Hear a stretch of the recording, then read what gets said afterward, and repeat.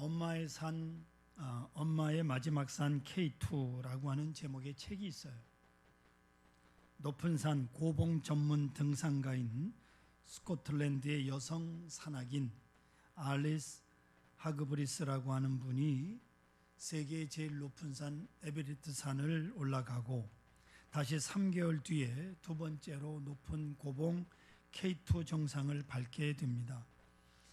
여성 산악인으로서는 대단한 성공을 거두었는데 하산하는 길에 내려오는 길에 시속 160km나 되는 돌풍을 만나 그만 날아가 실종되고 말았습니다.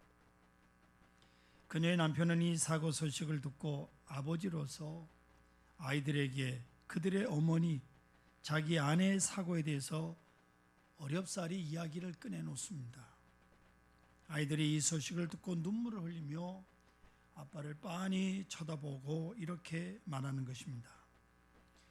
엄마의 그 마지막 산에 가볼 수 없을까요? 주의 사람들의 만류를 뿌리치고 이 아버지는 아이들을 데리고 아내가 마지막으로 올랐던 파키스탄의 북부 K2 봉을 오르게 됩니다. 이때 영국의 BBC 방송에서 이것을 다큐멘터리로 방영하기 위해서 촬영진이 그 뒤를 따릅니다. 알리스의 마지막 산이라고 하는 제목으로 방송을 하도록 계약이 되어 있기 때문에 아이들은 엄마를 찾아 나선 겁니다. K2를 향해서 갑니다.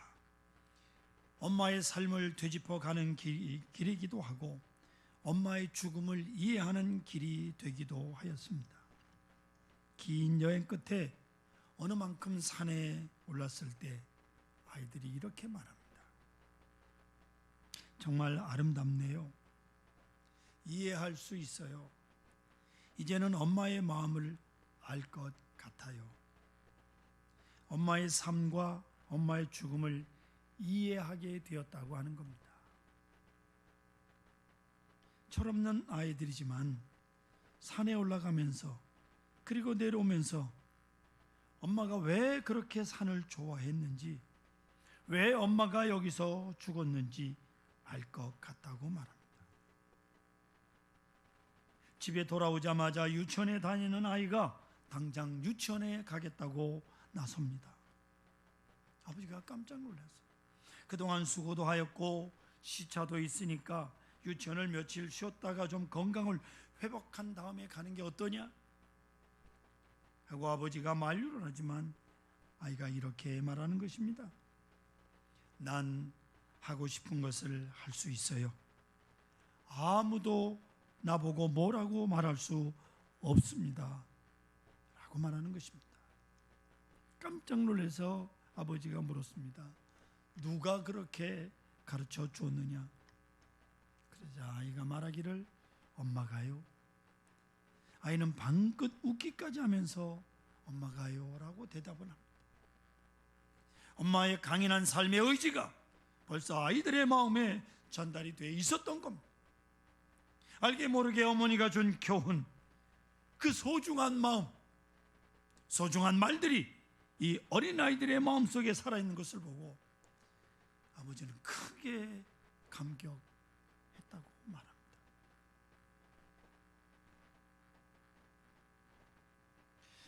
구약성경 열왕기상 3장에 보시면 21세의 왕이 된 솔로몬 왕이 왕으로서 해야 될 일이 너무 많고 힘들어서 하나님 앞에 나아가 간절히 기도합니다. 1000번제를 드리고 하나님 앞에 기도하는데 하나님께서 응답하십니다. 열왕기상 3장 5절에 보면 내가 내게 무엇을 줄고 너는 구하라 말씀하시자 이때 솔로몬은 단 한마디 저 유명한 기도를 드립니다. 듣는 마음을 종에게 주사. 전에 쓰던 개혁성경에 보면 지혜의 마음을 종에게 주사 이렇게 기도하고 있습니다. 영어 성경에는 hearing heart라고 되어 있어요. 이렇게 번역된 것도 있습니다. 듣는 마음 아주 중요해요. 듣는 마음이 지혜의 근본입니다. 듣는 마음이 바로 지혜예요. 모름지기 우리는 들어야 됩니다. 듣는 마음이 있어야 지혜를 얻을 수 있는 거예요. 부모가 누굽니까? 부모란 성서적으로 보면 적어도 세상에서는 하나님을 상징하는 분들이 부모예요. 내 생명, 내 정신, 내 도덕성, 때로 내 믿음의 뿌리가 부모에게 있는 거예요. 믿음의 뿌리가. 그로부터 물려받고 살아가는 거예요. 그래서 부모를 거역하는 죄가 가장 큰 죄요. 부모에게 효도하는 것이 가장 큰 의가 된다는 것입니다. 인간을 향한 계명 중에 첫째가 부모에게 효도하라는 거죠. 두 번째가 살인하지 말라는 거예요. 부모를 거역하는 것은 살인보다 더 큰 죄가 된다, 그 말이에요. 인간은 가르치고 배워서 인간이 됩니다. 본능대로 살면 동물이에요. 아시겠습니까? 본능의 충동에 따라서 사는 건 그 짐승이죠. 오직 사람은 가르치고 배워서 사람이 되어간, 숟가락으로 밥 먹는 것도 배운 거예요. 젓가락 쓰는 법도 배워야 돼요. 그냥 되는 게 아니에요. 심지어 우리는 두 발로 걸어 다니는 것도 배워서 되는 겁니다. 구집이 기어 다니는 아이들 두 손을 잡고 걷게 하잖아요. 연구 결과가 있고 실화가 있습니다. 깊은 산 중에 집이 불타는 바람에 가족들이 다 죽고 어린아이가 살아남았습니다. 하나가. 이 아이를 늑대가 키웠어요. 늑대 인간이라는 거 들어보셨어요? 이 아이가 상당히 커서도 두 발로 걷지 못하더라는 겁니다. 손발로 기어 다닐 뿐더러 짐승 소리를 들은 게 늑대 소리니까. 엄마 아빠 소리를 들어본 적이 있어야지. 생각해 보세요. 우리가 사는 모든 것이 다 가르치고 배우고 가르치고 배운 거예요. 그래서 그에 따라 인간이 된 거라고요. 좀 더 많이 배우고 좀 더 바르게 배워서 살아갈 때 그를 인격자라고 하고 지성인이라고 말합니다. 배우지 않고 배운 바가 없이 인간의 욕망과 충동에 끌려 사는 사람을 불안당이라고 그래요. 몹쓸 사람, 짐승 같은 사람이라고 말하잖아요. 결국 사람은 가르치고 배우는 데서 비롯됩니다. 그런데 이상한 것은 길들인다는 것과 배운다는 것은 다르다는 사실. 짐승은 때려가며 길들이지만 사람은 가르쳐요. 배워서 사람이 되어갑니다. 그런 거로 배우는 자의 입장에서 볼 때 사람은 선택권이 있어요. 배울 수도 있고 안 배울 수도 있고 들을 수도 있고 안 들을 수도 있습니다. 이 계속적인 선택 속에 책임적 인간으로 키워지는 길이 있어요. 내가 선택하고 내가 배우고 내가 책임지는 책임적 인간이란 바로 이렇게 스스로 선택하면서 꾸준히 배우고 자기 인격을 키워가면서 사람이 되고 인격을 이루는 거예요. 하루아침에 인격자가 되고 지성인이 되는 게 아닙니다. 그런데 살다 보면요, 언제나 자기 경험을 앞세우는 사람이 있고 자기 지식을 앞세우는 사람이 있습니다. 뭐든지 경험이 제일인 줄 알고 남의 말 듣지 않아요. 내가 경험해야 되고 내가 먹어봐야 되고 내가 행동하여야 되고, 이 참 고집불통이 있어요. 이 고집불통들. 성경에 이런 사람 또 하나 있습니다. 다른 사람 다 부활하신 예수님을 보았다 하는데 도마는 자기가 보지 못했다고 고집스러워. 내가 보고 내가 손을 넣어보고 내가 만져보기 전에는 안 믿는다는 거예요. 다른 사람들 다 봤대는데 뭘 굳이 지가 봐야 돼요. 이런 못된 인간은 예나 어른이나 다 있어요. 어찌 다 경험할 수 있단 말입니까? 인생은요, 원웨이 트립이에요. 일반 통행 행로라고. 되돌아오지 못합니다. 엄격한 의미에서 모든 경험은 단회적입니다. 같은 경험 두 번 겪을 수 없습니다. 그런 거로 가르치고 배우는 일이 중요합니다. 여러분, 가르쳐서 배웠으면 내가 경험하지 않더라도 그런 줄 믿으세요. 내가 경험해서 얻는다 하는 거 보세요. 벌써 경험하는 동안 되돌아오지 못하는 거 벌써 지나가는 거예요.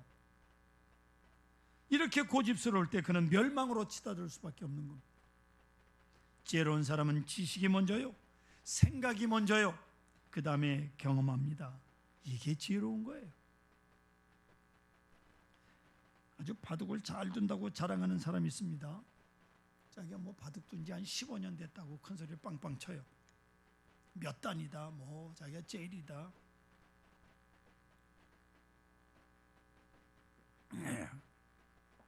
그렇게 교만을 떠는데, 하도 교만을 떠니까 그 친구 되는 사람이 나도 좀 바둑을 배워봐야 되겠다 하고 시작을 해서 1년 됐을 때 이 15년 됐다고 하는 친구와 바둑을 두어서 1년 된 사람이 이겼어요. 그러니까 15년 된 사람이 진 거죠. 왜냐하면 이 1년 된 이 사람은 바둑을 시작하면서 바둑에 관한 책 3권을 사다가 통독을 한 겁니다. 먼저 공부한 거예요. 예? 책을 보고 공부를 하고 바둑을 둡니다. 공부 없이 15년 아니라 150년을 둬도 소용없어요. 공부 없이 한 것 다릅니다. 모든 일이 공부가 먼저예요. 이것은 먼저 간 사람들의 지식을 내가 얻고 그 연유에 신중하게 행동으로 들어가기 때문이에요. 아시겠습니까? 현대 사회학의 석학이라고 하는 안소니 기드슨 박사, 영국 케임브리지 대학의 교수입니다. 그가 쓴 책에 Modernity and Self-Identity라고 하는 책이 있어요. 현대성과 자아 정체성이라고 하는 책입니다. 현대인의 특성을 4가지로 설명을 하는데, 첫째는 탈전통 시대라는 말을 합니다. 오래 내려온 지식의 전통, 경험의 전통을 무시하는 탈전통의 시대라는 거예요. 그 때문에 이 세상은 지금 정처 없이 표류하게 된다는 겁니다. 멸망으로 치닫고 있다는 거예요. 옛날부터 좋은 전통으로 내려온 거 개성을 해야 되는데 따버려. 다 옛날 거라. 두 번째로 생활의 다원화로 인해서 기준을 잃어버렸다는 거예요. 성도 여러분, 꼭 부모 되신 여러분들 아이들에게 일찍 자고 일찍 일어나라고 말씀하십니까? 그 교육이요, 다 지나간 얘기입니다. 뭘 일찍 자고 일찍 일어나요? 요새는 밤에 일하고 낮에 자는 사람도 있는데, 그럼 그 사람 뭐라고 얘기해야 돼요? 낮에 일찍 자라고 그래야 되니? 낮에 일하고 밤에 자는 사람도 있지만 밤 꼬박 세우고 일하는 사람 있잖아요. 예? 생활 방식이 뒤바뀌고 말았어요. 뭐 24시간 편의점, 또 뭐 24시간은 콩나물국밥 좀 24시간을 하나? 예? 또 24시간 커피숍? 아니 뭐 그냥 1시간도 안 놀고 계속 하는 데가 많아요. 낮과 밤이 없어요. 이런 생활 규범이 모든 일에 관계되어 있습니다. 좀 엉망이 되어버렸다고요.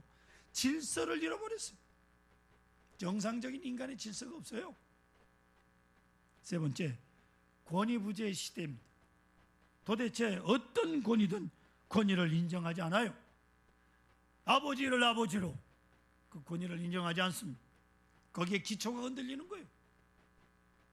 네 번째, 인터넷과 TV를 통한 간접 경험이 직접 경험보다 위에 있는 시대를 살아가고 있습니다. 무슨 얘기인고 하니, 결혼하지 않은 처녀가 영화 구경 몇 번 하고 나서 결혼한 사람보다 결혼을 더 잘 알아. 결혼한 사람들 정보 소화 능력을 가지기 이전에 정보 처리 능력도 없는데 엄청난 것들을 다 보아버렸다 그 말이에요. 간접 경험을 다 해버린 거예요. 이제 감각이 둔해졌어요. 결혼하기 전에 권태증부터 왔다니까. 예? 인생을 허무하게 보기 시작하는 거예요. 이게 다 멸망으로 치닫는 겁니다. 이런 시대에 우리가 살고 있어요. 그런 거로 더더욱 우리는 깊이 진실하게 공부하는 자세를 가져야 하는 겁니다. 끊임없이 여러분 손에서 책이 놓여지면 안 돼요. 다시 묻습니다. 부모가 누굽니까? 요즘 부모들이 자식이 하라는 대로 해. 부모란 내게 생명을 물려준 분들이, 인생의 선배, 많은 시련과 많은 고통을 통해서 많은 경험을 가진 분들이 부모예요. 그 얼마나 소중한 노하우가 그분들에게 있겠습니까? 그리고 그 경험은 이제 와서 지식으로 정리된 상태예요. 그걸 알아야 돼. 적어도 나이가 50이 넘으면 이제쯤은 철이 났습니다. 무엇을 잘했고 무엇을 잘못했고, 무엇이 옳고 무엇이 잘못됐다 정도는 이제 알 것 같지 않습니까? 다시 인생을 되돌려 살지는 못하지만 어떻게 살았어야 했다는 것만은 알고 있잖아요. 그 뼈아픈 느낌, 그 뼈아픈 경험, 그리고 그 정리된 지혜, 이건 아주 값비싼 것들입니다. 진주보다 더 귀한 거예요. 게다가 부모님들은 종말론적 인식이 늘 함께하고 있습니다. 이제 내 인생 얼마 남지 않았다. 이제 생을 정리하면서 생각하며 살잖아요. 예? 70, 80대신 분이 무슨 아직도 20대, 30대인 줄 알아요? 이제 종말론적이에요. 얼마 남지 않은 하나님께서 부르실 날이. 그래서 이렇게 살았어야 하는데, 이 한마디, 이 교훈 엄청난 것이 아니겠습니까? 자녀들이 그 부모의 경험을 잘 물려받아야 된다. 저는 목사이기 때문에 많은 임종을 보고 왔습니다. 때로 천국 가시는 멋진 모습에 임종을 봅니다. 기도하면서 가족들의 찬송을 들으면서 천국 가시는 임종을 많이 지켜봅니다. 근데 때로는 참으로 답답하고 괴로운 임종을 지켜볼 때도 있어요. 어느 가정의 아버지가 아직도 나이가 많지 않은데 그만 위암으로 세상을 떠나게 됩니다. 아들 삼형제가 지켜 앉아 이제 아버지께서 마지막 무슨 말씀을 하시려나 궁금한데, 아버지가 아들 삼형제에게 이렇게 말합니다. 나는 너희들이 알다시피 인생 실패했다. 그런데 그 이유는 너희 할아버지, 내 아버지의 유언, 마지막 그 말씀을 지키지 않았기 때문이다. 아버지의 그 유언인즉 술 먹지 말라는, 그 할아버지가 술 먹고 망하면서 죽기 전에 딱 한마디 아들에게 너 술 먹지 말라고 했는데 그 아들이 그 유언을 안 지킨 거예요. 안 지킨 것뿐만 아니라 안 지키면서 뭐라 했는지 아십니까? 피는 못 속여, 부전자전이야. 그리고 또 술을 먹는 거예요. 아버지가 술 먹고 망했으면 아들은 정신을 차려야 될 거 아니요. 피는 못 속여? 망하려고 작정을 한 거예요? 그러니 이제 죽어가면서 자기 아들들에게 나도 같은 유언을 하는데 너희들은 네 마지막, 이 내 마지막 유언을 꼭 지켜다오. 술 먹지 말라 그러고 죽었어요. 아주 평범한 이야기요, 상식적인 이야기입니다마는 이 한마디가 사실 얼마나 값비싼 겁니까? 2대에 걸쳐서 망한 그 값비싼 유언이요, 얼마나 비싼 교훈인지 모릅니다. 이래도 내가 경험해 봐야 되겠다고 말하겠습니까? 예? 그 망한 경험을 뭐하러 해요? 나도 한번 경험해 봐야겠다고 하겠습니까? 아닙니다. 내 경험과는 관계가 없어요. 벌써 아버지, 할아버지가 경험을 했어요. 그리고 내게 주는 마지막 교훈입니다. 어떤 일이 있어도 이 유언 하나만은 지켰어야 하지 않겠습니까? 그렇습니다. 우리 부모님들이 우리에게 주시는 교훈이란 한마디 한마디가 다 소중한 거예요. 예수 잘 믿어라. 적어도 이 한마디는 유언할 수 있어야 되잖아요. 술 먹지 말라고 유언해서 되겠어요? 예? 그저 지나간 말처럼 우리 부모님들이 공부해라 그렇게 말씀을 하셨는데 그게 보통 교훈인지 아십니까? 공부 못한 탓에 우리 부모님들께서는 너무 억울한 생을 많이 살았거든요. 못 배워서. 그래서 너는 공부해라 이거예요. 논리적으로는 설명 못하나 그분 가슴에 맺힌 게 있어요. 그래서 너 공부해라. 이 한마디 말을 지키지 못하는 거기에 지혜가 없는 거예요. 그리고 그분들이 자녀를 사랑했습니다. 나는 잘못 살았지만 너는 바로 살아다오.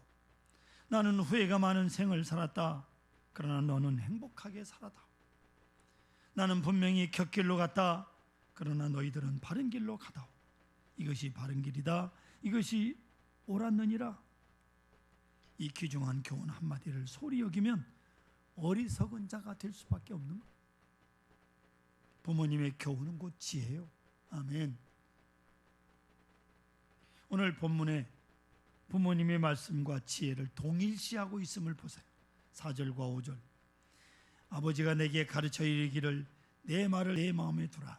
내 명령을 지키라. 그리하면 살리라. 지혜를 얻으며 명철을 얻으라.